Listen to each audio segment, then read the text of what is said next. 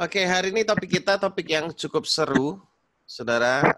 Dan memang ini menjadi pergumulan banyak orang. Apakah Tuhan menentukan seorang itu untuk selamat? Apakah Tuhan menentukan seorang itu untuk binasa atau gimana? Saya cuma ingin mereview kembali sedikit tentang murtad dulu. Tentang murtad, apakah sudah jelas semuanya tentang murtad? Jadi murtad ini bukan berbicara sekedar orang Kristen yang berpindah keyakinan gitu ya. Sebentar ya. Nah, jadi kalau saudara lihat dari gambar ini, biar saya perjelas dulu, ada banyak jadi orang Kristen dalam lingkaran merah ini, saudara. Lalu ada yang namanya orang percaya. Saya membedakan antara orang Kristen dan orang percaya. Kenapa? Karena Alkitab mencatat yang diselamatkan itu adalah orang yang percaya ini, bukan orang Kristen. Karena banyak orang menjadi orang Kristen karena mau menikah, karena berharap dapat rezeki, karena dapat bantuan, karena sungkan sama saudaranya, sungkan sama temannya. Nah, orang-orang seperti gini tidak diselamatkan. Kalau dia hanya menjadi orang Kristen yang cuman bicara tentang berkat, kekayaan, dan sebagainya. Tetapi orang yang diselamatkan adalah orang yang benar-benar percaya bahwa Yesus adalah satu-satunya Tuhan dan Juru Selamat. Nah, Alkitab mengajarkan kita bahwa bagi orang percaya, Allah turut bekerja dalam segala sesuatu untuk mendatangkan kebaikan bagi mereka yang mengasihi Dia. Orang-orang percaya, sorry. Kemudian kita juga melihat bahwa Allah sumber segala kasih karunia, bahkan di tengah-tengah penderitaan zaman itu, saudara, 1 Petrus 5 dan 10, Allah yang menjadi sumber segala kasih karunia, ialah yang akan melengkapi, menguatkan, meneguhkan, dan mengokohkan kita. Jadi saya percaya bahwa keselamatan yang Tuhan Yesus berikan tidak pernah gagal, saudara. Jadi saya percaya bahwa Roh Kudus yang menjaga kita, saudara. Sekali lagi ketika kita bicara keselamatan, bukan untuk kita menghakimi orang lain. Oh, orang ini sudah murtad, oh, orang ini masuk neraka, orang ini nggak sungguh-sungguh. Bukan itu tujuannya. Kita belajar tentang keselamatan supaya kita menyadari betapa besar anugerah Tuhan dan kita meyakini untuk diri kita bahwa kita adalah orang-orang yang percaya pada Yesus, orang-orang yang telah diselamatkan. Di sana titik poinnya, saudara. Jadi kalau kita hanya melihat orang dari kulit luar, dia Kristen, bahkan sekalipun dia pendeta, master, doktor, atau profesor, saya percaya bahwa belum tentu orang tersebut sudah lahir baru. Kenapa Alkitab sudah memberikan contoh pada kita adalah Yudas.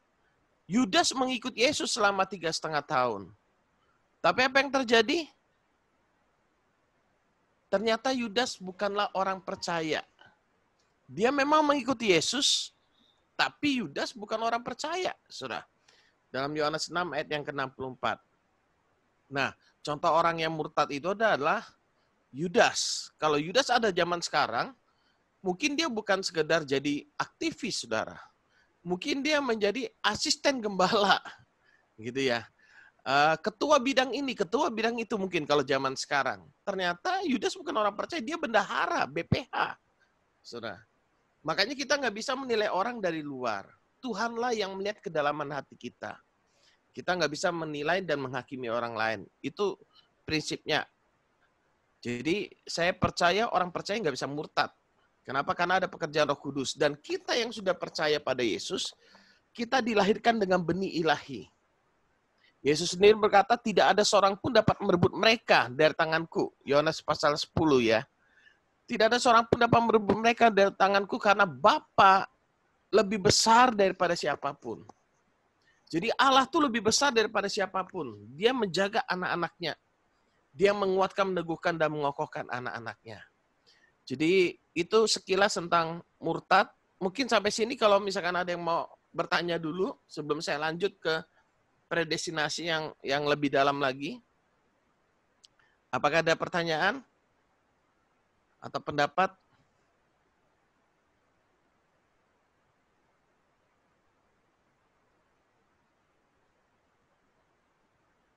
Pak, saya bisa tanya, Pak.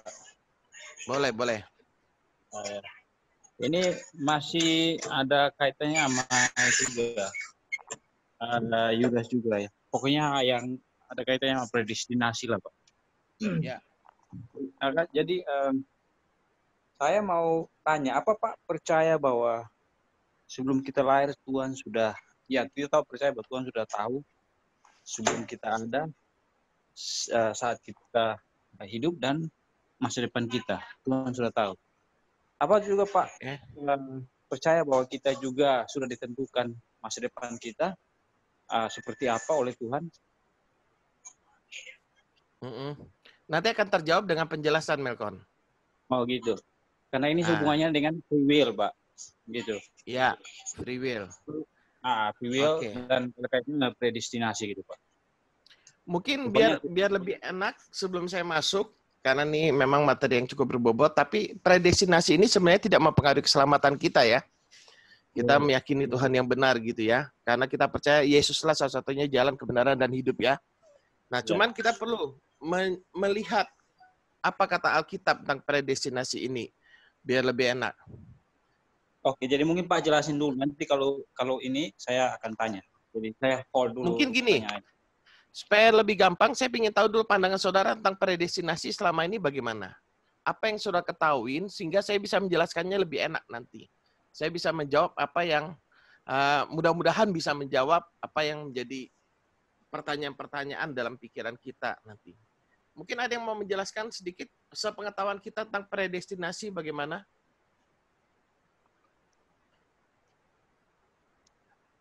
Mungkin Melkon dulu sepengetahuannya bagaimana untuk jawaban pertanyaan Melkon. Ini tidak ada benar salah, karena memang kacamata yang kita pergunakan itu akan sangat mempengaruhi.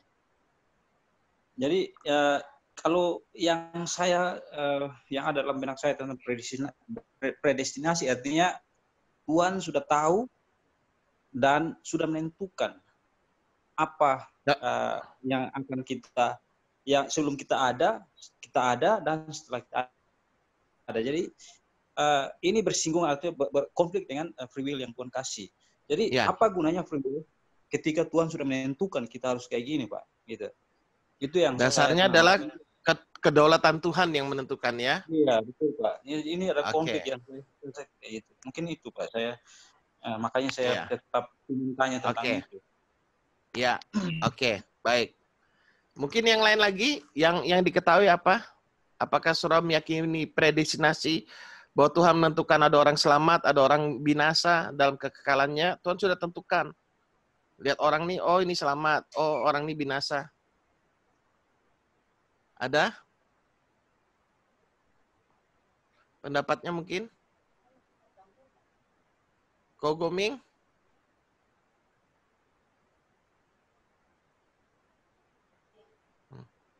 Ada? Yang lain? Nggak ada? Oke, kita masuk dulu aja ya. Biar lebih enak. Saya loncat sebentar. Saya berharap yang pertemuan kita kali ini, kita lebih banyak dialognya ya, saudara. Dan setelah ini, pertemuan-pertemuan berikutnya akan lebih banyak dialog, saudara. Jadi kita bukan hanya menerima pasif, dan kita menafsirkan menurut pemikiran kita sendiri, sehingga nanti pertemuan-pertemuan berikutnya juga, termasuk kita akan memperdalam materi Sun Foundation 1 kita ini, kita bisa mengutarakan pendapat, atau bahkan lebih memperdalam, bisa memberikan masukan, memberikan pendapat lebih mendalam. Yang paling penting, saudara, kita harus melihatnya berdasarkan Alkitab. Nah, sebelum kita membahas predestinasi, hal yang harus kita sadari adalah bahwa kita nggak bisa mengetahui semuanya tentang Tuhan dengan sempurna. 100%, maksud saya. Kita nggak bisa, oh pokoknya aku ingin tahu semua. Nah itu bahaya, saudara. Kita harus bisa membatasin keingintahuan kita. Kita harus belajar puas dengan apa yang Tuhan sudah bukakan melalui Alkitab. Ya. Karena kalau kita nggak puas, akhirnya kita akan berpikir dengan cara kita sendiri, gitu, saudara. Itu yang harus kita hati-hati dulu. Jadi kendalikan rasa ingin tahu kita, jangan melampaui apa yang Alkitab tulis atau apa yang Alkitab ajarkan, saudara. Contoh jangan melampaui, misalkan kita berkata, kenapa sih Yesus mesti repot-repot datang ke dalam dunia ini? Kan bisa aja, seharusnya kan Tuhan lebih gampang. Reset ulang aja manusia, habisin saja manusia. Selesai. Yesus nggak usah datang mati di atas kayu salib. Hilangkan aja manusia, ciptakan yang baru. Yang taat, kan bagus, selesai. Nah, itu melampaui dari apa yang Alkitab katakan. Alkitab jelas mencatat bahwa karena begitu besar kasih Allah akan dunia ini, sehingga ia mengaruniakan anaknya yang tunggal, supaya setiap orang yang percaya kepadanya tidak binasa, melainkan memperoleh hidup yang kekal. Nah, ketika Alkitab sudah berkata seperti itu, karena kita percaya bahwa hanya Alkitab, satu-satunya kebenaran yang kita yakini dalam hidup kita, dan itu adalah kebenaran yang utuh, saudara yang dikasih oleh Tuhan, maka kita hidup berdasarkan firman Kristus. Jadi, kita mesti belajar menguasai puas dengan apa yang sudah Alkitab bukakan pada kita. Ada banyak pertanyaan-pertanyaan yang mungkin kita nggak bisa jawab, saudara. Nah, kemudian, kalau Alkitab tidak mengatakan, kenapa kok Tuhan cuma taruh buah pohon pengetahuan yang baik dan jahat di Taman Eden? Kenapa kok Tuhan nggak ciptakan pohon untuk penawarnya akibat kejatuhan manusia dalam dosa dan berbagai macam? Alkitab tidak mengatakan, ya udah kita belajar menerima. Kita belajar menundukkan diri kepada otoritas Alkitab. Itu dulu yang harus kita mengerti. Dan yang penting, saudaraku yang dikasih oleh Tuhan. Nah, ketika kita bicara kedaulatan Allah dan kehendak bebas, memang ini menarik sekali. Kenapa? Karena kalau kita hanya bicara tentang kedaulatan Allah, Allah menentukan manusia ini selamat, itu binasa. Untuk apa ada kehendak bebas? Pertanyaan Melkon tadi ya, bagus sekali memang. Apakah kehendak bebas makhluk itu tidak berlawanan dan kedaulatan Allah? Itu dia yang menjadi pertanyaan yang menarik. Mudah-mudahan dengan sesi hari ini akan terjawab. Apakah kehendak bebas makhluk itu lenyap total di bawah kedaulatan Allah yang mutlak? Kalau Allah sudah menentukan manusia jatuh dalam dosa, kan kalau kedaulatan kan Allah bukan hanya menentukan keselamatan. Berarti kejatuhan manusia dalam dosa, itu berarti Allah yang menentukan dong. Buat apa Tuhan taruh pohon pengetahuan yang baik dan jahat di Taman Eden? Menarik. Kemudian, apakah dengan kedaulatannya Allah telah menentukan orang-orang tertentu untuk selamat? Nah, Calvinis mengajarkan Allah telah menentukan orang-orang tertentu untuk selamat dan otomatis konsekuensinya orang-orang yang tidak ditentukan untuk selamat berarti ditentukan untuk binasa. Nah, bagaimana kita melihat hal ini? Saudara, tentunya kita harus melihat dasar firman yang dipergunakan untuk bicara tentang kedaulatan Allah. Ketika saudara menggunakan kacamata hitam, maka konsekuensinya barang-barang yang saudara lihat akan menjadi lebih gelap. Betul ya? Kalau saudara menggunakan kacamata warna biru, konsekuensinya, maka saudara melihat yang lain akan menjadi warna biru.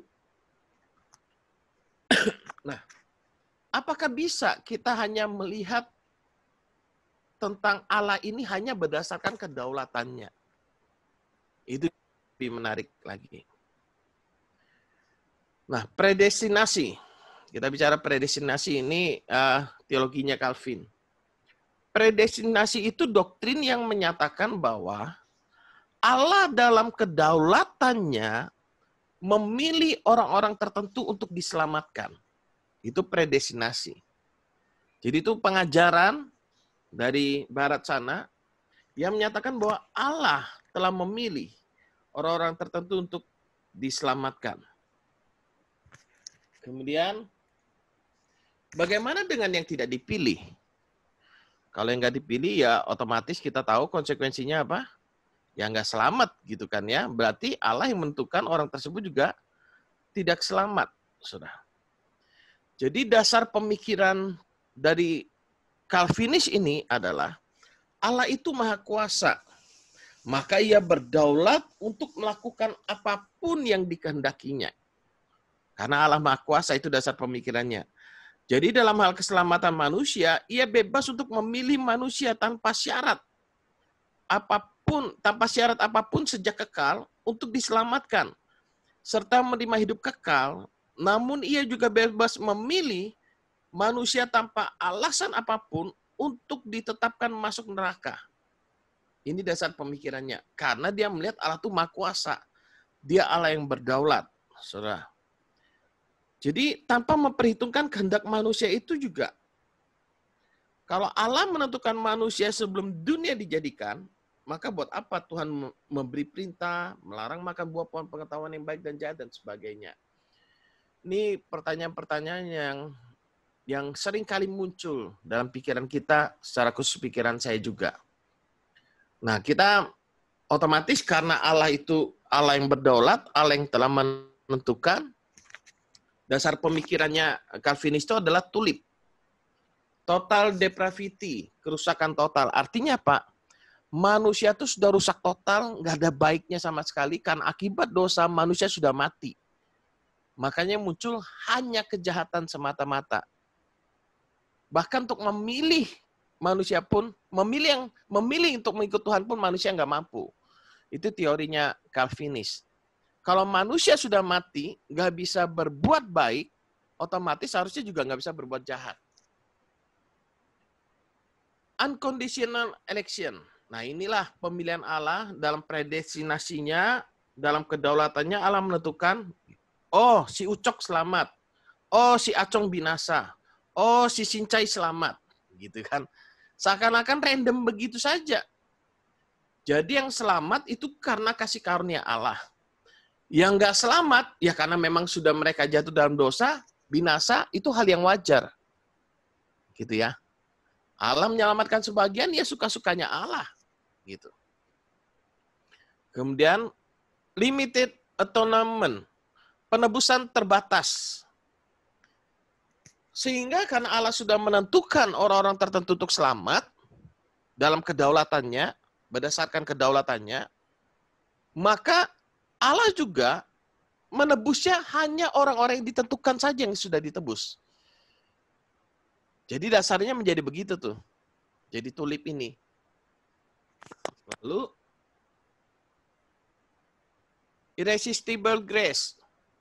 Nah, kalau Allah sudah menentukan seorang untuk selamat, Yesus mati untuk orang-orang itu, dan Yesus memberikan anugerah, karena sudah ditentukan, maka anugerahnya nggak bisa ditolak. Kasih karunia itu nggak bisa ditolak, kasih karunia keselamatan itu nggak bisa ditolak.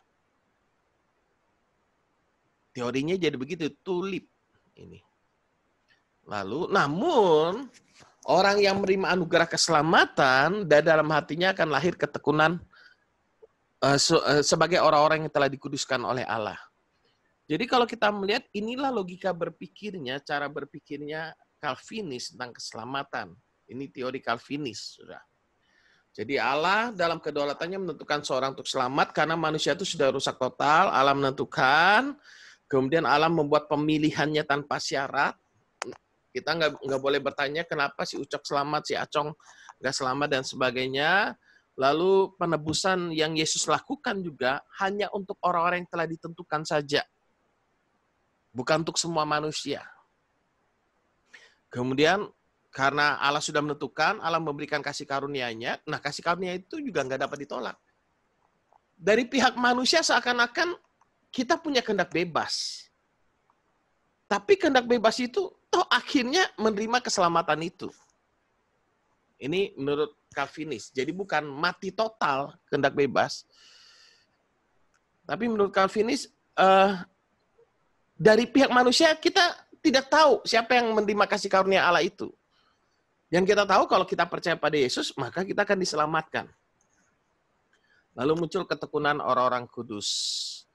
Nah, sampai sini kira-kira sudah ada sedikit gambaran sebelum saya lanjut, karena 2 menit lagi kita akan terputus. Tentang gambaran teori Calvinis, menurut saudara kasih karunia bisa ditolak nggak? Coba. Sebelum kita terputus 2 menit. Nanggung soalnya. Bisa nggak kasih karunia keselamatan itu ditolak? Bisa. Bisa. Yakin? Yakin kalau dia berpacu pada hukum Taurat. Kalau menurut saya bisa, Pak. Karena ini free will kita. yang bekerja. Kalau kita dikasih free will, kita bisa menolak kasih karunia kalau kita mau. Jadi ini pilihan pribadi. Itu Kalau kita berkata bisa, maka konsekuensinya adalah free will kita mengalahkan kedaulatannya Allah. Ya, betul. Iya, Pak. Makanya itu saya. Ini kan Jadi yang menariknya gitu ya. Menggunakan free will untuk menolak itu pribadi, pilihan pribadi, Pak. Jadi mungkinkah kedaulatan Allah kalah dengan free will kita? Maksudnya kalau kita menolak kasih karunia, berarti kan kita fokusnya ke hukum Taurat. Orang hidup di bawah hukum Taurat kan di luar kasih karunia, Pak Ko. Bukan ini kita bukan bicara hukum Taurat, Ai. Kita bicara kedaulatan Allah dan kehendak bebas. Tidak bisa ditolak, Pak. Tidak bisa ditolak. Bisa lah kalau kita nggak terima Tuhan Yesus, kan nggak dapat kasih karunia. Oke. Nah, saudara, ketika kita melihat prinsip ini, saudara, dan ini juga ada dasar-dasar ayatnya, saudara. Jadi, makanya saya katakan, saudara menggunakan kacamata yang mana ini? Saudara menggunakan kacamata kedaulatan Tuhan, sifat Allah itu saudara memandangnya dari sisi kedaulatan Tuhan atau dari sisi mana? Nah, biar lebih jelas, ini sudah masuk semua belum ya? Karena sayang kalau terlewatkan ini. Sebentar saya pastikan. Kira-kira ada yang belum masuk? Sudah ya? Oke. Nah, mari kita lihat dulu dasar. Ini PowerPoint-nya kelihatan di sana, nah? Oke. Dasar ayat predestinasi yang dipakai oleh untuk predestinasi adalah Efesus pasal pertama ayat yang keempat sampai yang kelima. Sebab di dalam Dia Allah telah memilih kita sebelum dunia dijadikan, supaya kita kudus dan tak bercacat. Jadi prinsip pemilihannya, Allah telah memilih kita sebelum dunia dijadikan, supaya kita kudus dan tak bercacat di hadapannya. Dalam kasih, Ia telah menentukan kita dari semula oleh Yesus Kristus untuk menjadi anak-anaknya sesuai dengan kerelaan kehendaknya. Nah, ini yang salah satu ayat utama yang dijadikan dasar oleh Calvinis dalam proses teori tulipnya dia, predestinasi, saudara. Kemudian, kalau kita lihat lagi, Roma pasal 8 ayat 29 sampai 30 ini juga yang biasa dipergunakan, sebab semua orang yang dipilihnya dari semula, mereka juga ditentukannya dari semula untuk menjadi serupa dengan gambaran anaknya, supaya ia, anaknya itu menjadi yang sulung di antara banyak saudara. Dan mereka yang ditentukannya dari semula, mereka itu juga dipanggilnya, dan mereka yang dipanggilnya, mereka itu juga dibenarkannya. Dan mereka yang dibenarkannya, mereka itu juga dimuliakannya. Oke. Kemudian Yohanes 17 ayat 12. Ini juga yang biasa banyak dipakai. Selama aku bersama mereka, ada banyak ayat-ayat tentang Calvinis, saudara, yang dipergunakan oleh Calvinis. Selama aku bersama mereka, aku memelihara mereka dalam namamu, yaitu namamu yang telah kau berikan kepadaku. Aku telah menjaga mereka dan tidak ada seorang pun dari mereka yang binasa selain apa? Daripada dia yang telah ditentukan untuk binasa, supaya genaplah yang tertulis dalam kitab suci. Jadi kita bisa melihat di sini, saudara, Allah telah memilih kita sebelum dunia dijadikan. Allah yang memilih, saudara. Kita sudah dipilihnya dari semula, kita juga ditentukannya dari semula untuk menjadi serupa dengan gambaran anaknya. Jadi ini dasar-dasarnya, saudara. Lalu yang binasa, Yudas itu, selain daripada dia yang telah ditentukan untuk binasa, supaya genaplah yang tertulis dalam kitab suci. Nah, bagaimana kita melihat ayat-ayat ini? ini yang menjadi menarik, saudara. Mari kita lihat dulu. Efesus pasal pertama, saudara buka Alkitab saudara. Mungkin saya begini saja biar lebih enak melihat wajah saudara. Efesus pasal pertama, mulai ayat yang pertama.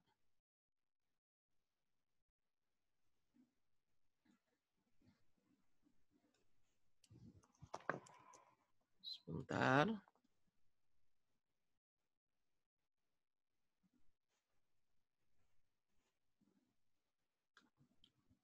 Mari kita lihat di sana untuk lebih jelasnya.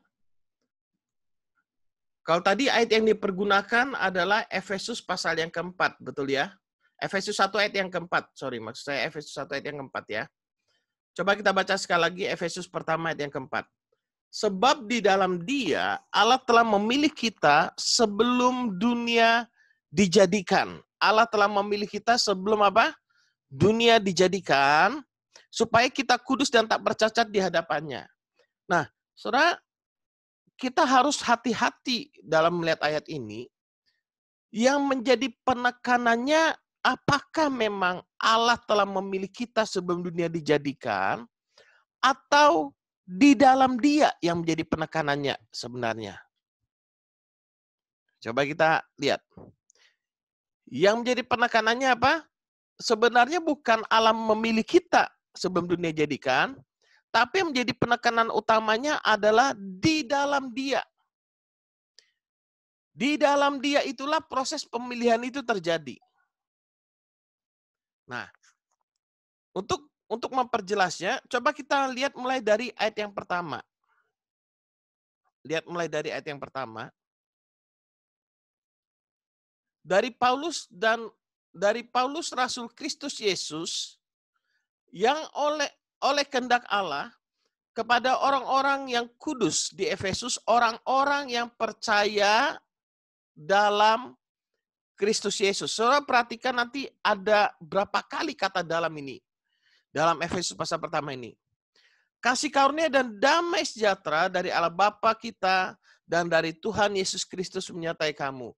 Terpujilah Allah dan Bapa Tuhan kita Yesus Kristus yang dalam Kristus telah mengaruniakan kepada kita segala berkat rohani di dalam surga.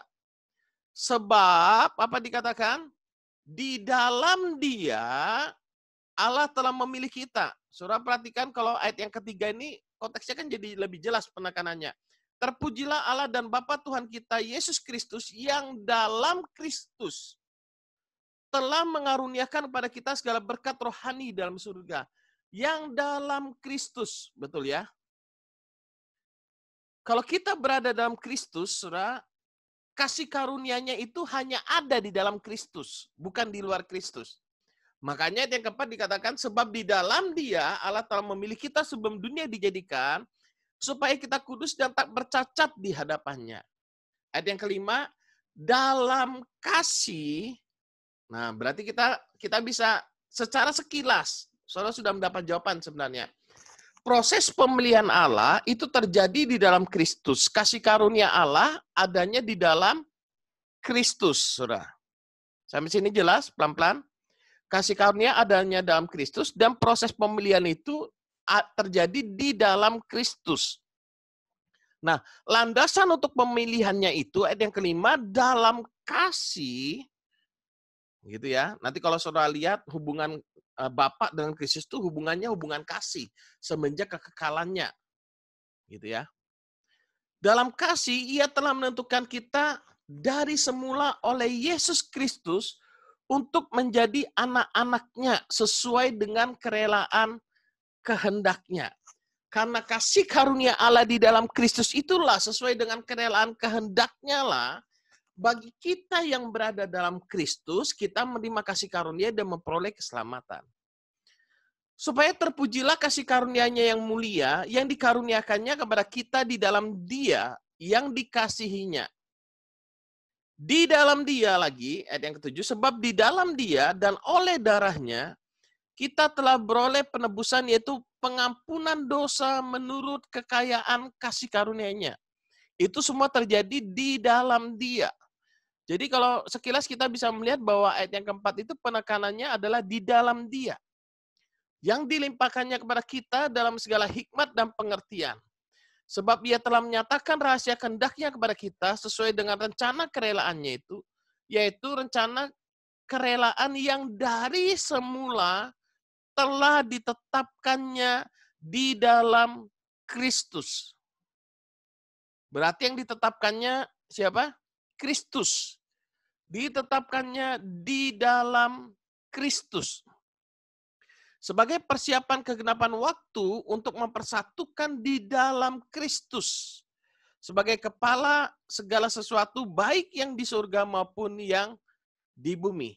Aku katakan, kata Tuhan, di dalam Kristus, karena di dalam Dialah kami mendapat ini bukan kata Tuhan, kata Paulus. Aku katakan di dalam Kristus, karena di dalam Dialah kami mendapat bagian yang dijanjikan, kami yang dari semula ditentukan untuk menerima bagian itu sesuai dengan maksud Allah, yang di dalam segala sesuatu bekerja menurut keputusan kehendak-Nya. Supaya kami yang sebelumnya telah menaruh harapan pada Kristus, boleh menjadi puji-pujian bagi kemuliaan-Nya. Di dalam Dia, kamu juga karena kamu telah mendengar firman kebenaran yaitu Injil keselamatanmu. Di dalam Dia, kamu juga ketika kamu percaya dimeteraikan dengan Roh Kudus yang dijanjikannya itu. Dan Roh Kudus itu adalah jaminan bagian kita sampai kita memperoleh seluruhnya.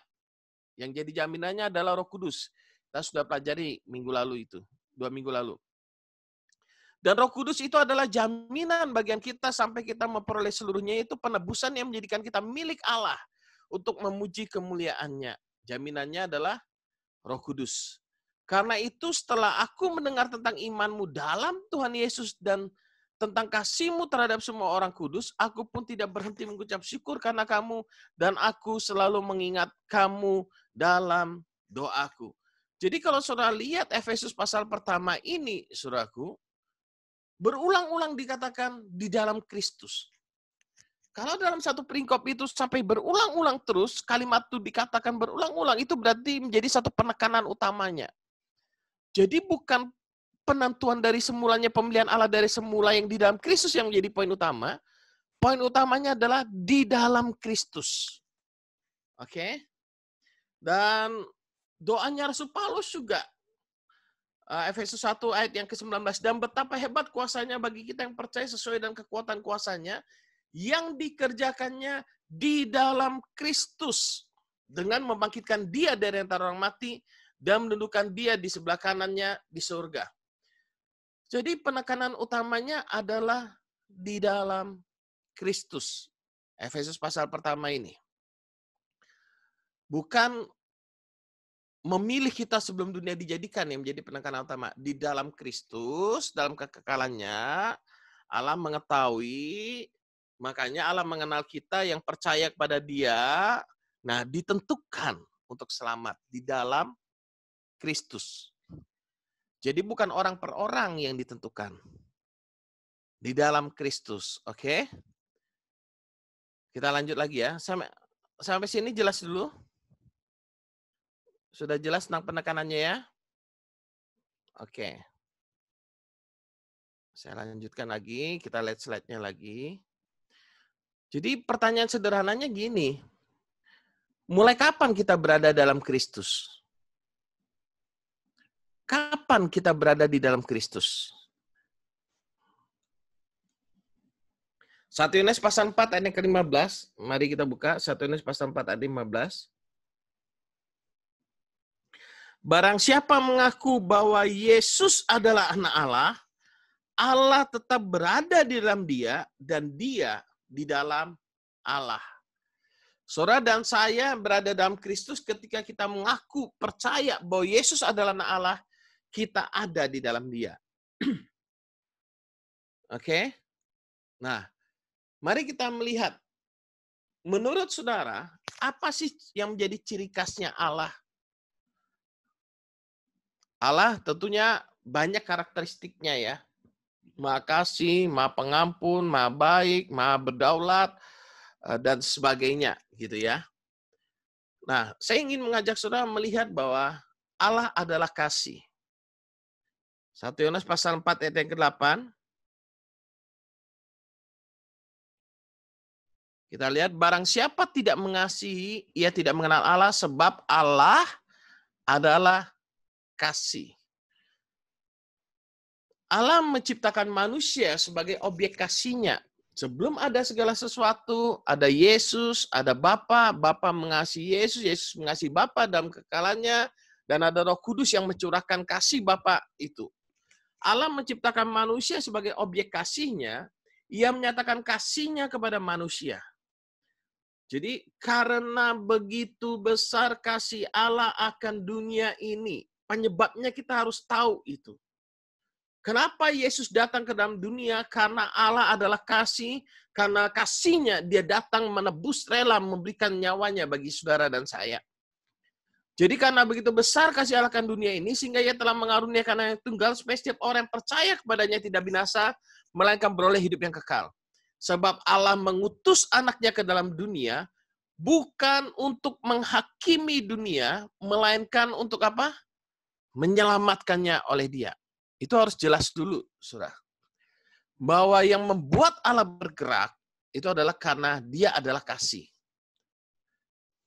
Karena Allah mengasihi manusia, maka ia mengaruniakan Yesus.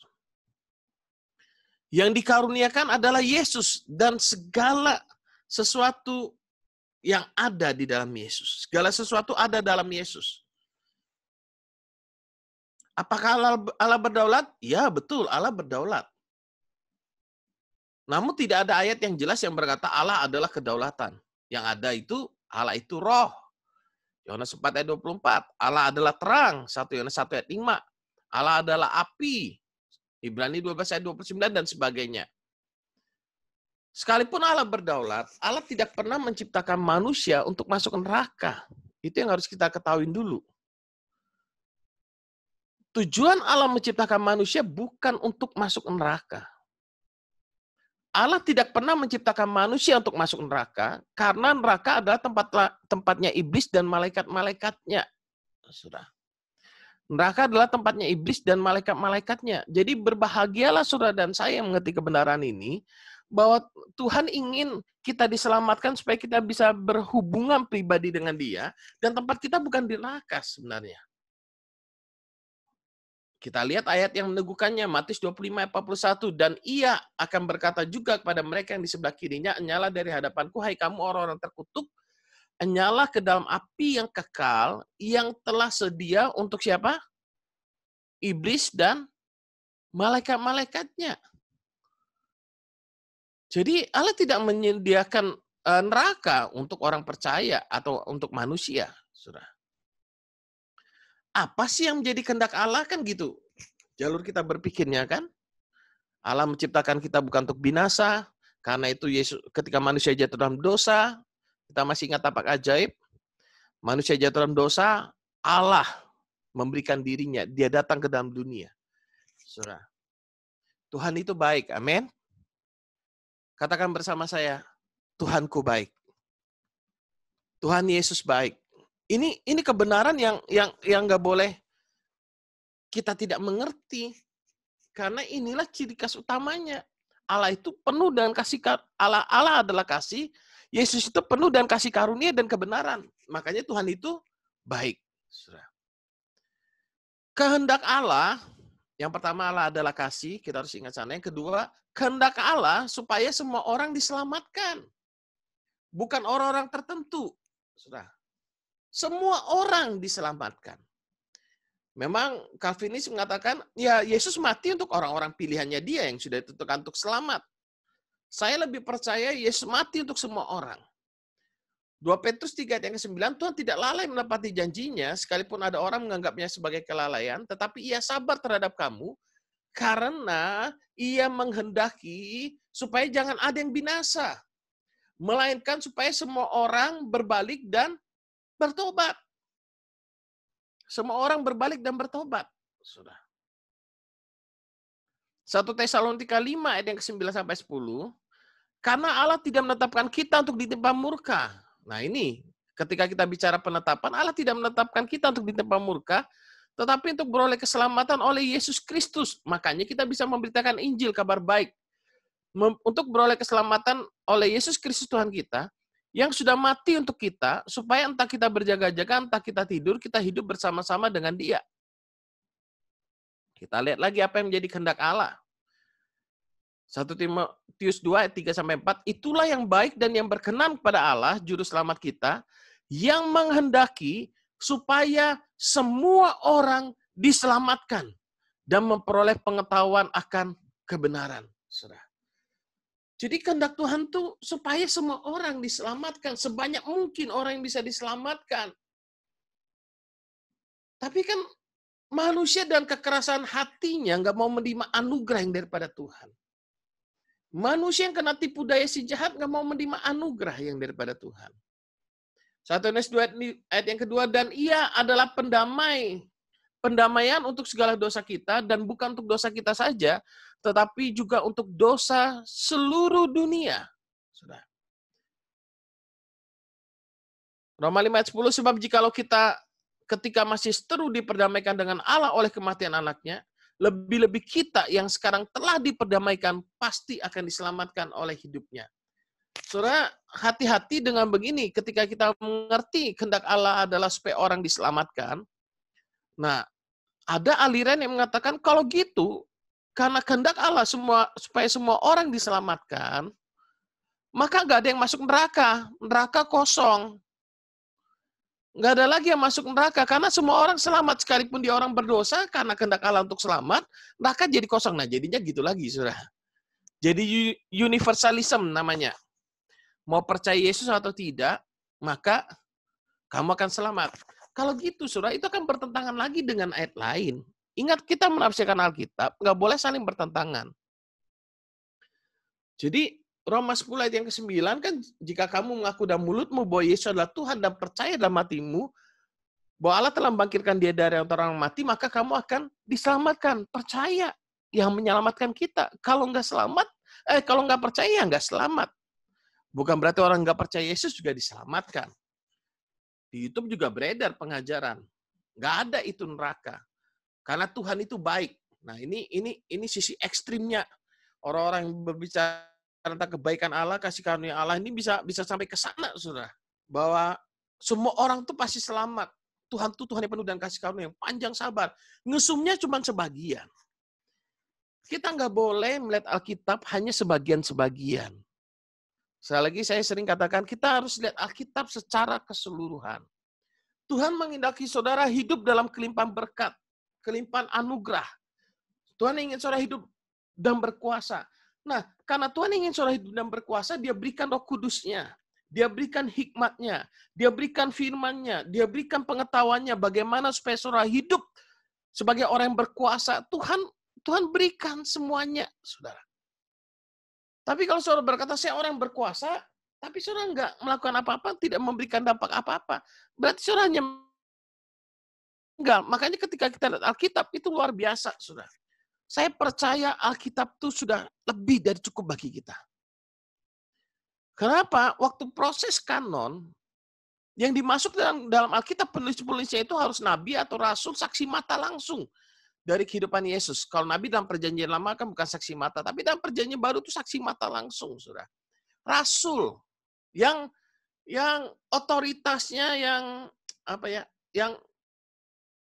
yang jelas lah, saudara. Lalu kitab yang dipilih juga kitab yang diakuin oleh banyak orang saat itu, saudara. Oleh bapak-bapak gereja, saudara. Makanya saya percaya Alkitab lebih dari cukup. Yang di luar Alkitab, tambahan-tambahan yang lain, kalau itu tidak tertulis dalam Alkitab, bagi saya sederhana. Bagi Tuhan yang penting semuanya sudah tertulis dalam Alkitab. Yang di luar... Pak, saya bisa tanya, Pak? Ya. Sorry, Pak. Saya bisa tanya, Pak. Ini masih ke Efesus 1 ayat 4 ya. Ya. Di sana yang berbunyi, sebab di dalam Dia Allah telah memilih kita sebelum dunia dijadikan. Jadi maksudnya Pak mau menekankan ke di dalam Dia atau Kristus kan, supaya kita di dalam Kristus. Ya, tidak bercacat di hadapannya. Saya mau tanya, itu apa standing atau fungsi daripada pernyataan sebelum dunia dijadikan? Karena kalau kita terima dia, berarti di dalam Kristus, artinya Tuhan Yesus itu Alfa dan Omega, artinya sebelum manusia diciptakan, itu apa namanya, kita udah ada dalam rencana Tuhan, dan kita artinya itu nggak bisa dilepas, kita nggak bisa dilepaskan dari konteks dunia diciptakan, karena walaupun kita kenal Kristus sebelum dunia diciptakan, kita hidup dalam generasi keberapa, Pak? Jadi tetap dunia dijadikan, artinya tidak bisa terlepas dari penentuan Allah sejak semula gitu, Pak. Itu yang Bukan jadi penentuan, kemahatauan Allah. Makanya nanti di Roma pasal 8 akan lebih jelas lagi, Melkon. Karena Nah, kamu belum nggak melihat, karena kamu belum lihat penjelasan sampai selesai dulu kan? Oke, karena saya menekan di sini, kita nggak bisa hilangkan sebelum dunia jadikan loh. Karena kita nggak bisa, karena Iya. artinya setiap orang yang dalam baru kenal kekekalan. Oh gitu. Dalam kekekalan Allah tuh kan maha tahu. Dia tahu Melkon nih percaya dia nggak nanti di dalam waktu. Allah tuh kan nggak ada waktu. Dia kan kekal. Nggak ada ujung. Waktu itu kan ada di kehidupan manusia ini. Semenjak matahari diciptakan, ada pagi, ada siang gitu kan. Itu kan waktunya kita. Tapi Allah kan Alfa dan Omega seperti tadi dikatakan. Dalam kekekalan semua, tanpa waktu itu Tuhan sudah mengetahui apa yang akan terjadi. Makanya dia mengenal kita bahkan sebelum dunia diciptakan. Jadi pengetahuan Tuhan itu yang ditekankan sebelum dunia itu ada, bukan pemilihan kita itu pada saat sebelum dunia dijadikan gitu. Itu mungkin di sana maksudnya penekanan, Pak, ya kan? Makanya nanti Melkon lihat dulu poin-poinnya sampai selesai, nanti akan ketemu. Ya. Saya bisa ngerti maksud Pak gitu. Saya kena Ya. Ini soalnya bahan ini memang cukup baru. Di New Life pun barusan kali ini saya pakai. Oke, Pak. Oke, kita lanjut dulu ya. Ya. Oke, bagus sekali pertanyaannya, Melkon. Iya. Karena semua nggak bisa nangkap pasti ya. Maksud Pak itu apa? Kekekalannya sebelum dunia diciptakan tuh itu termut Melkon, sebentar. Unmute dulu Melkon. Tadi. Unmute Melkon. Unmute. Oke, ya sudah. Oke, Pak. Jadi maksudnya yang Pak tekan ke sana itu sebelum dunia diciptakan tuh penekanannya kepada pengetahuan Tuhan tentang kita, bukan pemilihan kita atau manusia. Karena kita dibenarkan ketika kita menerima Yesus, gitu. Bukan sebelum dunia diciptakan gitu. Yang menariknya kita melihatnya dari sisi kedaulatan, kasih, kemahatauannya Allah. Nah itu. Nanti kita bisa melihat keseluruhannya. Jadi bukan hanya sepenggal, oh ini daulat. Karena kedaulatannya aja dia pilih, dia tentukan. Bukan begitu. Oke, kita lanjut dulu ya. Oke, kita lanjut dulu. Jadi Roma 5 ayat 10, sebab jikalau kita masih seteru diperdamaikan dengan Allah oleh kematiannya, lebih-lebih kita yang sekarang telah diperdamaikan pasti akan diselamatkan oleh hidupnya. Makanya kenapa saya mengingatkan kita untuk kita berhati-hati, jangan mengambil satu ayat langsung itu menganggap kebenaran keseluruhannya. Nah, kalau kita mengambil satu ayat menganggap itu kebenaran keseluruhannya dari berdasarkan poin kedua ini aja, kita akan berkata semua orang diselamatkan. Yesus mau semua orang selamat. Yesus menebus semua dosa orang. Kita lupa bahwa untuk seorang selamat, Tuhan sudah memberikan caranya. Bagaimana caranya? Menerima keselamatan itu dengan iman. Bukan kita menjadi robot yang otomatis tiba-tiba selamat, gitu ya. Makanya kita melihatnya nggak boleh satu penggal. Demikian pula dengan kedaulatan juga. Kita nggak bisa melihat hanya satu kedaulatannya Tuhan. Ya Tuhan tentukan semua orang. Ya memang proses penentuannya bagaimana kita lihat. Yang pertama adalah kasih, yang kedua kehendaknya supaya semua orang diselamatkan. Nah, kalau Tuhan menghendaki semua orang untuk diselamatkan, bagaimana dengan ayat yang Yohanes 17 ayat 12 tadi? Selain daripada dia yang telah ditentukan untuk binasa. Memang dalam bahasa aslinya, saya melihat dalam King James Version, bukan proses penentuannya itu yang ditekankan. Tapi disebut anak kebinasaan, son of perdition. gitu ya. Selain daripada yang ditentukan untuk binasa ini diterjemahkan ini. Nah, lebih jelasnya saya ambilkan terjemahan Indonesia Literal Translation. Nah, dan tidak ada seorang pun dari antara mereka yang binasa kecuali anak kebinasaan.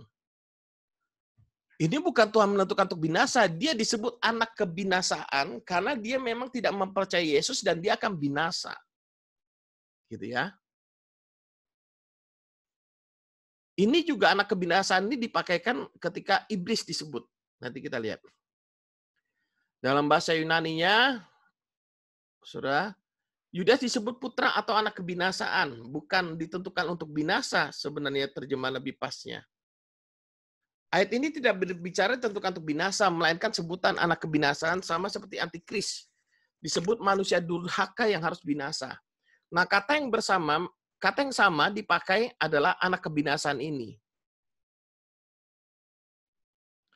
Hoiostes apoleias. Jadi, inilah yang disebut dengan anak kebinasaan. Oke, yang pertama Allah itu adalah kasih. Kita melihat di sana. Yang kedua, kehendak Tuhan adalah supaya manusia diselamatkan. Yang ketiga, kita lihat siapa yang ditentukan oleh Allah sebenarnya. Apakah manusia yang ditentukan oleh Allah, yang ini masuk surga, ini masuk neraka, atau siapa? Saya mau beritahu saudara, yang dipilih dan ditentukan Allah adalah Yesus, bukan manusia yang dipilih secara acak. Bukan random. Tapi yang ditentukannya adalah Yesus. Makanya kenapa poin yang kedua tadi itu sangat penting, saudara. Yang Merkon tadi tanya, di dalam Yesus. Karena yang ditentukan adalah Yesusnya, bukan manusianya. Siapa yang ada dalam Yesus yang akan selamat. Nah, kita masuk dalam Roma 8 ayat 29 yang biasa dipakai. Sebab semua orang yang dipilihnya dari semula, mereka juga ditentukannya dari semula untuk menjadi serupa dengan gambaran anaknya, supaya anaknya itu menjadi yang sulung di antara banyak saudara. Oke, kita lihat di sini, saudara. Jadi, for those God foreknow, He also predestined. Saudara, Allah tuh mengenal dari semula. Semua orang yang dikenalnya dari semula, mereka juga ditentukannya dari semula. Dalam kematahuannya dia mengenal. Foreknow. Kata dipilih dalam Roma 8 ayat 29 lebih tepatnya dikenal.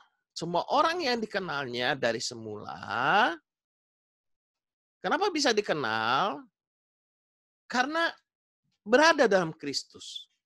Dalam terjemahan lama, karena orang yang dikenalnya terdahulu, ia itu juga ditetapkannya terdahulu untuk menjadi serupa dengan teladan anaknya.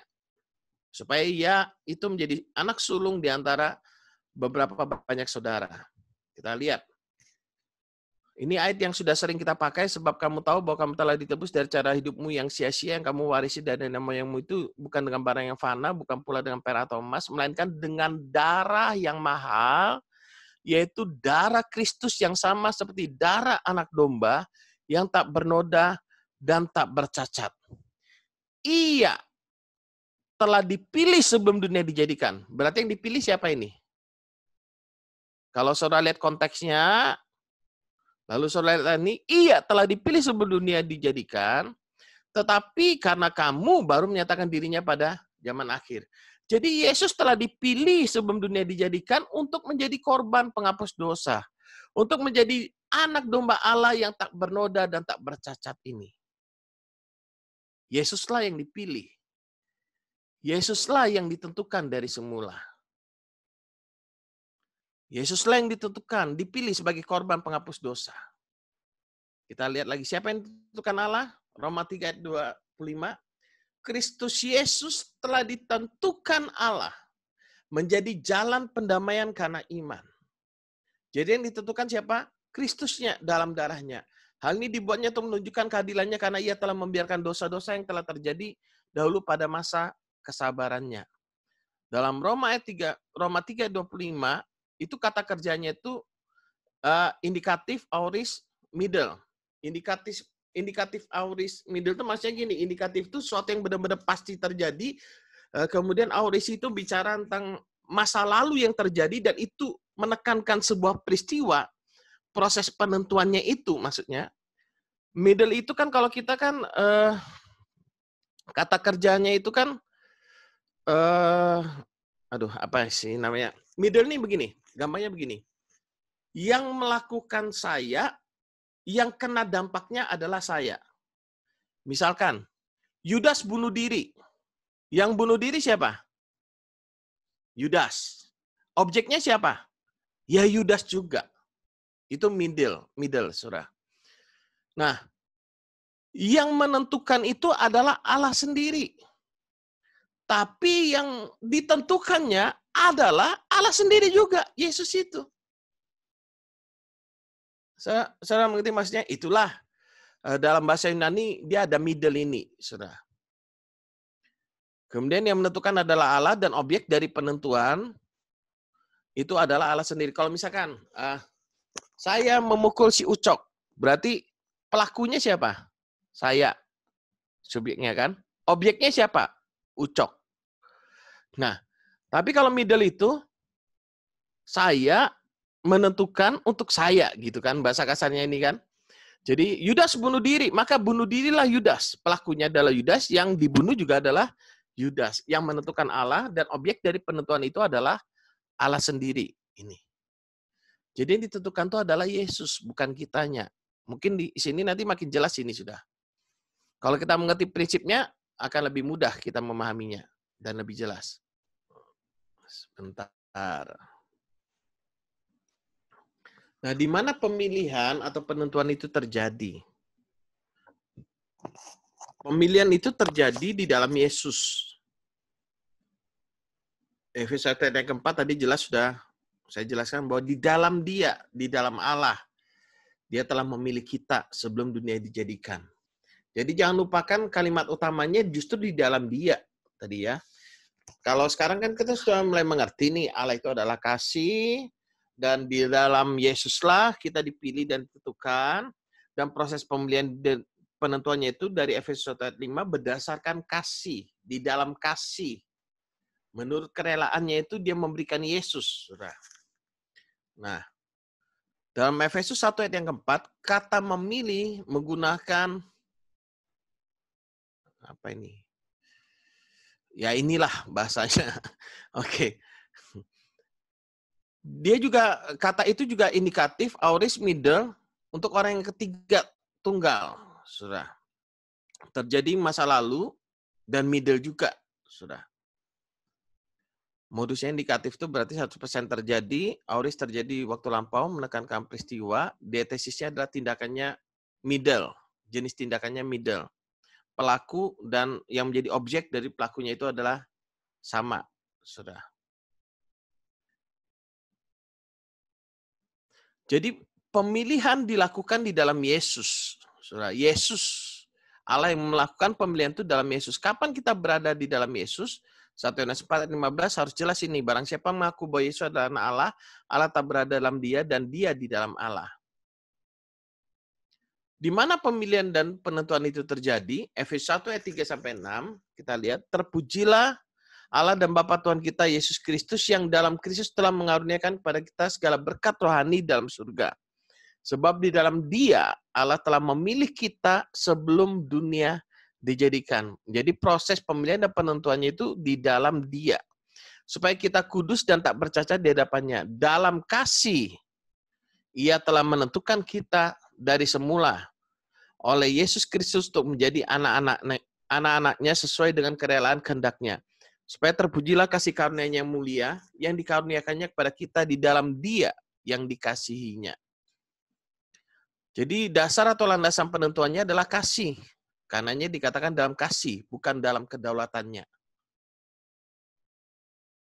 Allah adalah kasih, jangan lupakan itu. Oke, sampai sini ada pertanyaan? Sudah jelas sekarang semuanya? Atau ada yang mau didiskusikan mungkin? Itulah tentang predestinasi. Bagaimana sekarang? Apakah sudah lebih jelas?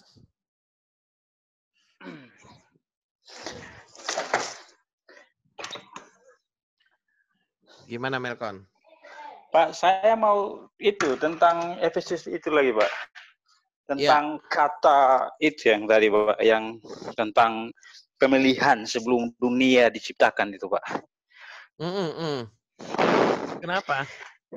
Nah, itu yang karena orang akan tetap berpikir bahwa tetap kesan yang kita dapat pertama ketika membaca itu adalah pemilihan kita manusia sebelum, walaupun di dalam Dia, dalam Yesus, gitu. Tapi Iya, betul. Artinya kita dipilih memang. Ya, jadi artinya itu tetap artinya kita konflik antara free will sama ketetapan Tuhan itu tetap ada, Pak, di sana. Nggak ada konflik. Gimana konfliknya? Bapak wajahnya nggak nampak. Ya nggak apa-apa, soalnya saya lagi berantakan gitu. Pak Susilo maksudnya. Oh, Pak Susilo, oke. Sorry, belum on videonya ya. Oke. Ya, oke. Nggak ada konflik kan? Kan Melkon karena anugerah Tuhan, karena kehendak bebas Melkon, berita Injil datang pada Melkon bisa percaya kepada Yesus. Melkon berada di dalam Yesus. Nah, di dalam satu kalanya Allah sudah tahu, oh Melkon ini percaya pada Yesus. Nah, saat itulah Melkon ditentukan untuk selamat, kan selesai. Oke.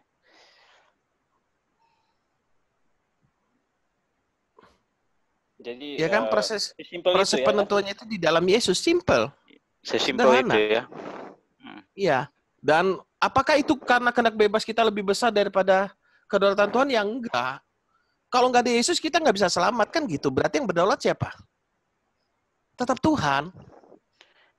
Jadi bagaimana Pak dengan pertanyaan tadi menyangkut bisa nggak kasih karunia itu ditolak? Ketika orang menggunakan free will-nya untuk tidak menerima Yesus, artinya dia menggunakan free will-nya. Dan di sana kita bisa melihat bahwa ketetapan Tuhan kalah sama free will manusia. Gitu. Bukan ketetapan Tuhan kalah sama free will manusia loh.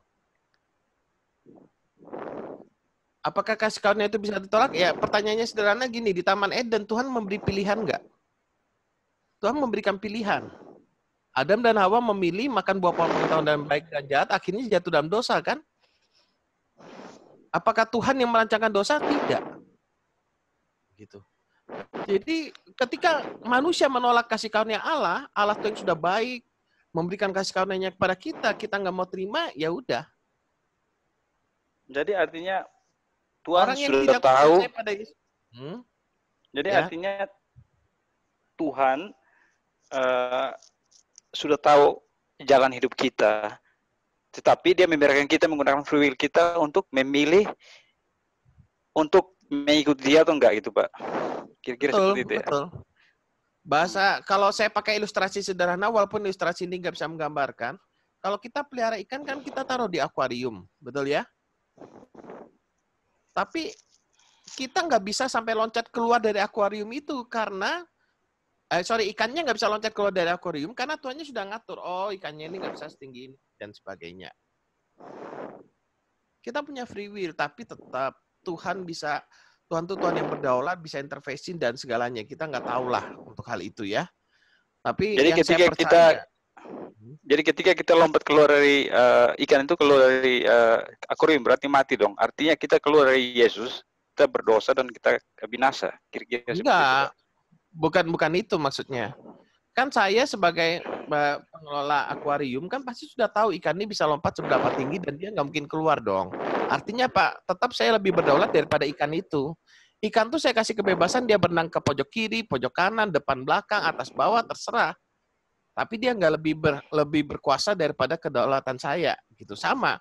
Kita manusia yang menerima kasih karunia bukan berarti free will kita melebihi kedaulatan Tuhan. Enggak. Karena kalau nggak ada Yesus, kita nggak bisa selamat. Nah, maksudnya begini, Pak. Bagaimana dengan mereka yang melompat keluar seperti orang-orang yang tidak pernah kenal Yesus, istilahnya seperti itu. Berarti mereka binasa kira-kira. Jadi kita yang mengenal kasih karunia, kita mungkin bisa meloncat tetap jatuh lagi di kolam. Nah, sementara yang bisa loncat keluar artinya mereka yang mungkin nggak pernah kenal Yesus atau kenal tapi dia benar-benar murtad dan nggak kembali lagi. Kira-kira seperti itu, Pak. Bukan melompat keluar ya. Makanya sekali lagi dalam kasihnya Allah menciptakan manusia. Manusia jatuh dalam dosa, betul ya?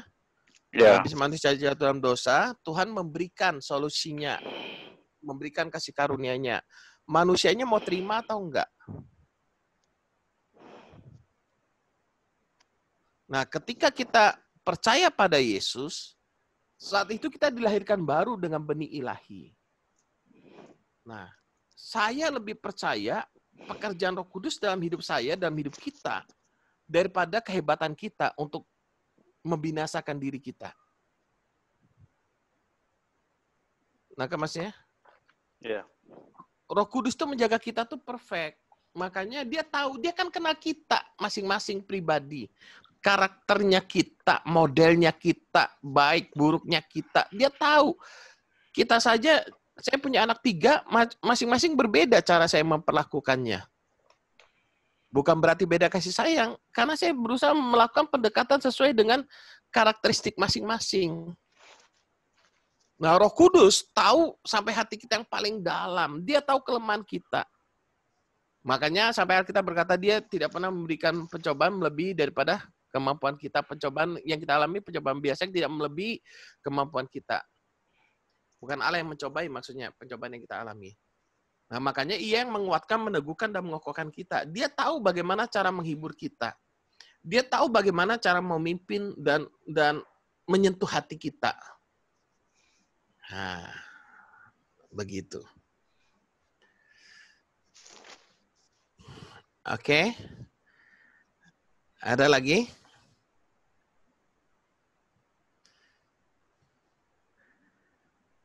Jadi kalau saudara tanya apakah saya Calvinis atau Arminian, saya juga bingung terus terang.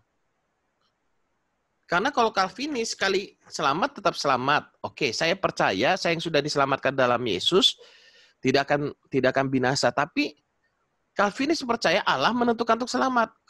Kalau saya lebih percaya bahwa bukan Allah menentukan saya untuk selamat, karena anugerah Allah saya terima, ya tetap yang lebih berdaulat Allah tetap di dalam Yesuslah dia menentukan saya. Jadi saudara bisa lihat tulipnya tadi itu tidak 100% saya percaya. Bisa nangkap di sini? Jadi makanya saya nggak mau pakai istilah Calvinis atau Arminian. Kalau saya ditanya apakah saya Calvinis Arminian, ya kita lihat Alkitab aja lah, kita sama-sama. Saya juga bingung. Karena dua-duanya enggak. Saya nggak percaya perbuatan saya bisa mempertahankan keselamatan saya. Saya lebih percaya pekerjaan Roh Kudus yang merubahkan perbuatan saya. Di sana. Jadi sebagai orang-orang yang sudah lahir baru, orang-orang yang percaya, mari kita hormati kehadiran Roh Kudus. Ya. Dia telah memberikan kita segala sesuatu yang berguna untuk hidup yang saleh, kemampuan untuk hidup yang saleh. Dia sudah menganugerahkan kepada kita berkat-berkat rohani. Makanya seperti yang hari Minggu yang saya sampaikan, kasih karunia Allah bukan bicara kekayaan materi. Kasih karunia Allah berbicara tentang berkat rohani yang kita terima. Karena berkat rohani yang kita terima, kita dilahirkan baru dengan benih ilahi. Kita menjadi orang yang jujur, orang yang mengerti visi, orang yang suka menolong orang lain. Karena kita penuh kasih, kita menolong orang lain, suka membangun orang lain, menguatkan orang lain, meneguhkan orang lain. Nah, rajin bekerja keras, sungguh-sungguh kalau melakukan segala sesuatunya itu secara maksimal. Orang-orang seperti ini pasti hidupnya akan diberkati oleh Tuhan.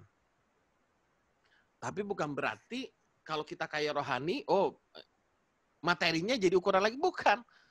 Orang-orang yang seperti ini juga rela kehilangan segala sesuatunya karena Tuhan. Bahkan orang-orang yang memiliki kekayaan rohani seperti ini, yang rela mati sebagai martir dalam panggilan Tuhan. Karena apa? Kita tahu Yesuslah kekayaan kita yang sesungguhnya. Dialah yang menjadi sentral utama sesungguhnya dalam hidup kita. Nah, mari kita saat ini terus merenungkan tentang kasih karunia Allah, kebaikan Tuhan dalam hidup kita. Ya, Kita pelajari Alkitab secara keseluruhan, habitat kita sebagai orang yang sudah dibenarkan tuh bagaimana, Tuhan maunya kita hidupnya bagaimana, sebagai anak-anak Allah yang mencerminkan kemuliaan Allah tuh bagaimana, itu powerful sekali, Saudara. Jadi jangan kita hanya satu titik saja kasih Allah kepada kita, tapi sadarin juga dia sudah memberikan kita kemampuan ilahi untuk kita mengembangkan kapasitas diri kita melakukan segala sesuatu yang terbaik. Jadi saya percaya Allah tidak menentukan kita untuk ditimpa murka. Allah menentukan kita untuk diselamatkan. Kenapa? Karena kita berada di dalam Kristus. Oke, itu gambarannya. Ada pertanyaan atau diskusinya? Halo, Ko. Mungkin. Ya. Halo, Ko. Bagaimana dengan yang reform, Ko? Bagaimana tadi kan Calvinis kan? Tadi kan Koko kan ajaran Calvinis. Terus bagaimana dengan reform itu, Ko? Kita nggak ngomong aliran lain lah, Ai. Karena kalau kita ngomong aliran lain, kita cuma tahunya sepenggal, sedikit-sedikit. Oke, Ko. Makasih. Kalau kita mau komen aliran lain, kita harus mengetahui pengajaran keseluruhannya dong, baru kita bisa fair menanggapinya. Reform memang Calvinis juga. Cuman kalau ditanya reformnya, nah Calvinis ini kan ada macam-macam, Ai. Oh, reform termasuk Calvinis ya? Calvinis, reform Calvinis. Ya. Jadi Calvinis ini kan ada macam-macam. Ada yang sampai hyper juga ada. Makanya sebenarnya yang tuduhan kepada kita hyper grace itu ya mirip tuduhannya hyper Calvinis lah. Nanti kalau kita perhatikan sejarah, nanti orang-orang Calvinis muncul gitu kan. Habis itu sekali selamat, tetap selamat. Akhirnya ada yang salah mengerti, hyper, banyak berbuat dosa, aliran Armenian muncul lagi. Nggak bisanya gitu, Armenian lagi kuat. Nanti Armenian kuat, habis itu sudah capek orang-orang kan, lelah dengan perbuatannya, muncul lagi Calvinis lagi, selamatkan anugerah Tuhan dan sebagainya. Ya begitulah, perjalanannya kira-kira begitulah. Nah makanya kalau ditanya New Life, Calvinis Reform, saya juga nggak tahu. Jujur saya nggak tahu. Karena dua-duanya kita nggak masuk kategori. Gitu. Oke. Ada lagi? Pak Gatot? Pak, kalau Armenian itu belum dijelasin, Pak. Beda lagi, Pak ya? Armenian tetap percaya anugerah Allah, cuman harus penekanannya lebih pertanggungjawaban atas anugerah Allah. Kalau kita tidak bertanggung jawab, maka kita tidak diselamatkan. Keselamatan bisa hilang. Intinya begitu. Perbuatan. Oh, perbuatan. Makanya ada ayat-ayat Armenian, kita harus setia sampai akhir. Itu ada gitu. Yang pegang aliran itu juga, Pak ya, Armenian ya? Oh, banyak. Di Indonesia banyak. Karismatik kebanyakan atau rata-rata Armenian. Protestan yang kayak GKI, Reform, dan sebagainya itu, Lutheran tuh lebih mirip ke arah Calvinis. Oh ya. Yang ke arah Makanya Armenian, saya bilang, yang paling penting kita mengerti adalah keselamatan itu karena anugerah Tuhan kita terima dengan iman dalam Yesus. baik Armenian ataupun Calvinis, Pak ya? Ya. Makanya ada sebagian orang berpikir gini, kita berteologi seperti Calvinis, hidupnya seperti Armenian. Nah ini kan susah. Nggak bisa begitu, saudara. Karena teologi kita akan mempengaruhi bagaimana cara kita hidup. Gitu. Orang bermain aman begitu biasanya. Berteologi seperti Calvinis, oh kita selamat, gitu kan. Tapi hidupnya seperti Armenian. Oh kerja keras supaya bisa selamat. Nah, ini kan bingung teologianya. Nggak bisa begitu. Kalau saya lebih bersyukurnya gini, kita menyadari kita selamat karena anugerah Tuhan, Roh Kudus menyertai kita, sampai selama-lamanya Dia yang bekerja dalam hidup kita meresponi dan baik. Nah, kita hidup di dunia ini pilihan kita. Kita mau hidup bagaimana itu pilihan kita kok. Jadi, Tuhan tidak menentukan kita kayak robot. Gitu. Walaupun Tuhan sudah tahu, tapi Dia tidak menentukan kita kayak robot. Nah, itu pilihan kita. Makin kita mengenal Tuhan, makin baiklah hidup kita ini di mata Tuhan. Tapi kalau kita kurang mengenal Tuhan, nah di sana muncul problem. Makanya kenapa pemuritan, pembapaan di gereja menjadi hal yang sangat penting. Dulu saya paling anti pengajaran karena bikin pusing bagi saya. Yang penting cari jiwa, cari jiwa, cari jiwa. Tapi semakin saya belajar, semakin saya terjun dalam pengembalaan, lalu saya kuliah, saya belajar, saya mengerti. Ternyata sangat penting setiap anak Tuhan mengerti kebenaran. Karena hidup dalam keselamatan Tuhan bukan hanya bicara selamat mati masuk surga, tapi hidup dalam Tuhan itu bicara tentang kita mencerminkan kemuliaan Kristus. Nah, bagaimana supaya kita menjadi semakin serupa dengan Kristus? Loh, kan kita berkata bahwa kita sudah diciptakan segambar dan serupa dengan Kristus, betul ya? Betul kan? Tapi Rasul Paulus berkata, coba lihat, Kolose 1 ayat 28, Kolose 1 ayat yang ke-28, Dialah yang kami beritakan apabila tiap-tiap orang kami nasihati dan tiap-tiap orang kami ajari dalam segala hikmat untuk memimpin tiap-tiap orang kepada kesempurnaan dalam Kristus. Kesempurnaan dalam Kristus. Kita sudah sempurna belum dalam Kristus? Sudah. Lalu bagaimana memimpin kepada kesempurnaan dalam Kristus itu?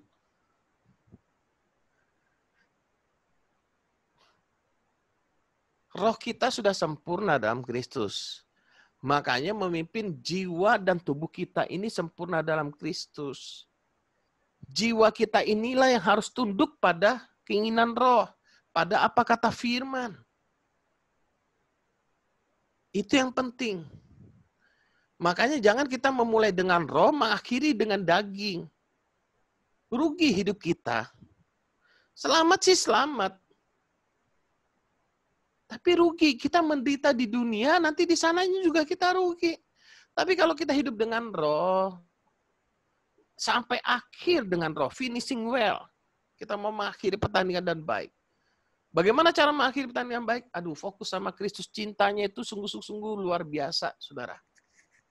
Jangan biarkan kita terbelok oleh keinginan-keinginan duniawi ini. Walaupun kita punya kebutuhan duniawi, makanya pergaulan kita, perenungan kita akan firman itu sangat mempengaruhi reaksi kita dalam menghadapi masalah. Makanya saya katakan bahwa orang yang mengenal Tuhan, dia tetap kuat ketika dia kaya raya. Dia nggak cinta uang, tapi dia cinta Tuhan dan memakai uang itu untuk memberkati orang lain. Orang yang mengenal Tuhan, ketika dia mengalami keadaan susah, tiba-tiba keadaan semua susah, usaha bangkrut dan semuanya hancur, dia tetap kuat juga dalam Tuhan. Kenapa dia tetap kuat dalam Tuhan? Karena dia tahu, bukan itu segala-galanya. Tuhan yang ada dalam hatinya yang dia inginkan Tuhan. Bukan uang. Makanya ketika penderitaan datang, yang dia tahu adalah Tuhan, dia hidup benar. Makanya kenapa rasul-rasul itu menjadi para martir, saudara. Itu luar biasa. Jadi ketika kita bicara kasih karunia, jangan bicara yang baik-baiknya saja. Dalam tanda petik secara dunia, keinginanmu semua dipenuhi, keinginanmu semua dipenuhi. Nah itu bahaya, saudara. Kalau kita fokusnya pada keinginan daging, pengajaran yang paling enak, aliran yang paling enak untuk kita salah gunakan adalah kasih karunia.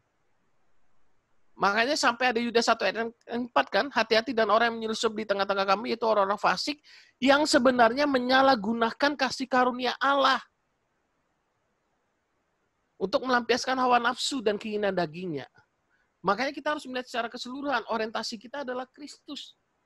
Bukan Kristus kita salah gunakan, kasih karunia Allah kita salah gunakan untuk melampiaskan hawa nafsu kita. Makin lama kita terbukanya makin dalam, saudara. Saya bersyukur banget Tuhan tolong kita ini. Kalau enggak, wah kita setengah mati loh. Kita kasih karunia bisa jadi kalau kita sampai hyper grace-nya melenceng, saudara, wah bahaya.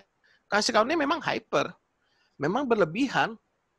Tapi kasih karunia itu mendidik kita. Titus 2 ayat yang ke-11. Coba kita lihat. Dan saya heran ketika orang kasih karunia, gak mau bicara menderita karena kebenaran. Orang kasih karunia ketika bicara tentang kerja keras, disiplin, dan sebagainya, gak mau bicara itu, saya heran loh. Kenapa? Kasih karunia Allah. Yesus saja berkata gini, Bapakku bekerja hingga sekarang. Ya kita masa nggak bekerja?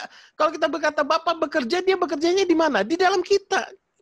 Dia bekerja melalui hidup saudara dan saya.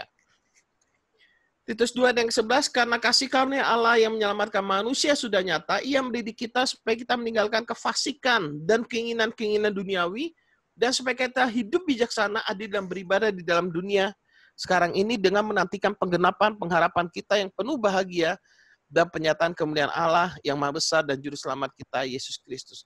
Ia mendidik kita meninggalkan kefasikan dan keinginan duniawi supaya kita hidup bijaksana dan adil.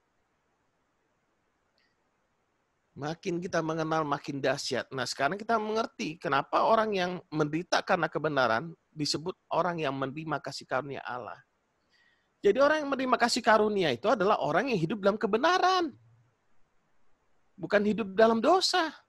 Saya percaya karena kasih karunia Allah kita diberkati dengan berkat rohani. Berkat jasmani akan termanifestasi dalam hidup kita karena ada kekayaan rohani. Tapi saya juga percaya bahwa keadaan ini bisa tiba-tiba hancur, bisa tiba-tiba perang. Taiwan sudah mau perang di sana katanya kan. Lautnya sudah penuh dengan kapal perang, mau melawan Cina. Dan di backup sama Amerika dan sebagainya. Tiba-tiba segala sesuatu terjadi yang buruk.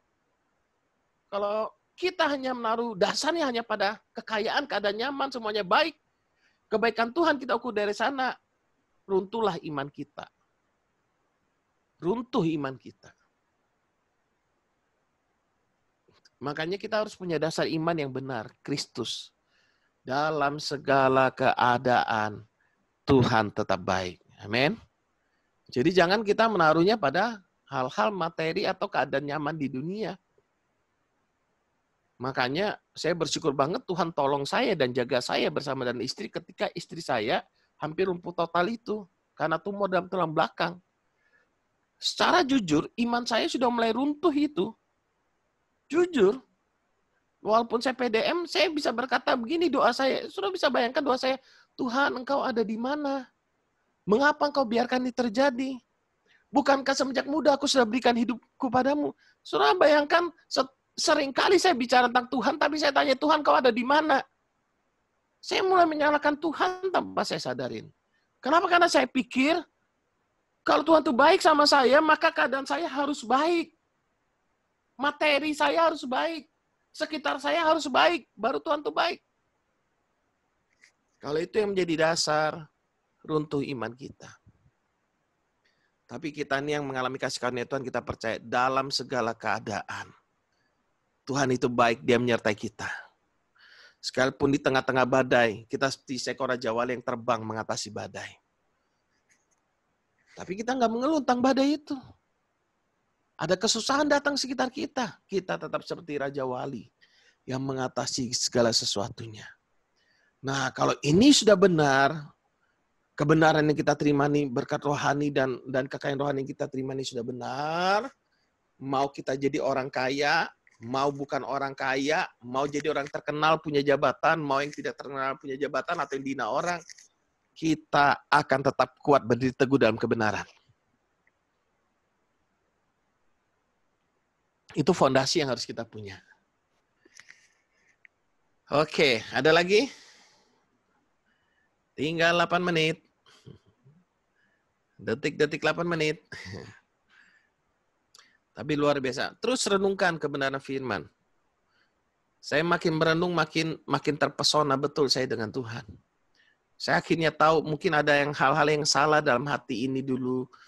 Mulai dibersihkan, mulai diluruskan, motivasi yang nggak benar mungkin, itu yang mulai diluruskan. Karena apa? Akhirnya kita mengerti bahwa ujung dari semuanya hanyalah Kristus dalam hidup kita. Gitu ya. Oke, ada lagi? Masih 8 menit. Sebentar. Lalu bagaimana dengan Wahyu 13 ayat yang ke-8? Dan semua orang yang diam di atas bumi akan menyembahnya, itu setiap orang yang namanya tidak tertulis sejak dunia dijadikan dalam kitab kehidupan. Dari anak domba yang telah disembelih. Namanya tidak tertulis sejak dunia dijadikan. Apakah Tuhan memang telah menentukan semenjak kekalannya? Nah, saudara bandingkan dengan nih. Ini Indonesia Literal Translation. Modify Indonesia Literal Translation. Lebih mirip ke bahasa aslinya. MILT ini. Dan semua yang tinggal di bumi yang namanya tidak tertulis dalam kitab kehidupan anak domba. Coba lihat bedanya. Di sini tidak tertulis sejak dunia dijadikan di dalam kehidupan anak domba. Jadi di sini jelas tidak tertulis di dalam kitab kehidupan anak domba yang disembelih sejak permulaan dunia ini. Jadi penekanannya lebih kepada kitab kehidupan anak dombanya ini, anak dombanya ini. Mereka akan menyembah kepadanya.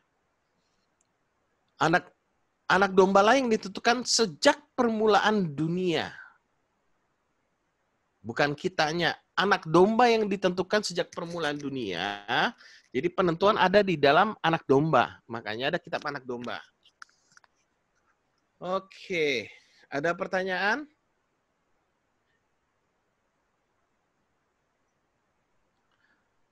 Lalu bagaimana dengan yang lain-lainnya? Tapi yang lain-lainnya saya rasa nanti saudara bisa menemukan jawabannya, tidak terlalu susah. 1 Korintus 5 ayat yang kelima, Wahyu 3 ayat yang kelima, barang siapa menang, ia akan dikenakan pakaian putih. Yang demikian, aku tidak akan menghapus namanya dari kitab kehidupan. Apakah Tuhan berarti pernah menghapus nama seseorang dari kitab kehidupan? Aku tidak akan menghapus namanya dari kitab kehidupan. Ini nih. Kita cepat aja ini. Aku tidak menghapus namanya dari kitab kehidupan. Barang siapa menang, konteks menang menurut Yohanes, bisa kita lihat 1 Yohanes 5 ayat yang keempat sampai yang kelima. Sebab semua orang yang lahir dari Allah mengalahkan dunia. Kan kitab Wahyu itu ditulis oleh Yohanes. Kalau saudara lihat ini kan, Wahyu 3 ayat yang kelima kan ditulis oleh Yohanes. Nah, kita lihat konteks menangnya ini berdasarkan Yohanes. Sebab semua yang lahir dari Allah mengalahkan dunia, dan inilah kemenangan yang mengalahkan dunia, berarti yaitu apa? Iman kita. Siapakah yang mengalahkan dunia selain daripada dia yang percaya bahwa Yesus adalah anak Allah? Jadi yang mengalahkan dunia, yang menang itu siapa? Orang percaya bahwa Yesus adalah anak Allah. Jadi dapat juga dilihat dari pandangan Rasul Paulus dalam Kolose 2:15, 1 Korintus 15 ayat 27, 57, Yesus menang memberikan kemenangan kepada kita. Jadi orang yang menang adalah orang yang percaya, yang hidup dalam iman, dan melakukan pekerjaan-pekerjaan besar sehingga mereka menerima upah. Ini saya cepat. Paulus. Oke. Lalu yang kedua, namanya tidak akan dihapus dari kitab kehidupan. Tidak ada ayat yang menceritakan seseorang yang namanya dihapus dari kitab kehidupan. Yang ada adalah namanya tidak tertulis sejak dunia dijadikan. Jadi bukan dihapus. Namun orang Israel mengerti yang dimaksudkan, karena orang Israel kalau melakukan sensus, dan mereka yang sudah meninggal namanya akan dihapus. Hal ini menunjukkan kesetiaan Tuhan bahwa saat kita meninggal, nama kita akan tetap ada dalam kitab kehidupan, tidak seperti sensusnya bangsa Israel. Jadi justru orang yang menang, orang yang percaya, namanya tidak akan pernah dihapus dari kitab kehidupan. Menunjukkan jaminan Allah, kesetiaan Allah dalam hidup kita. Oke?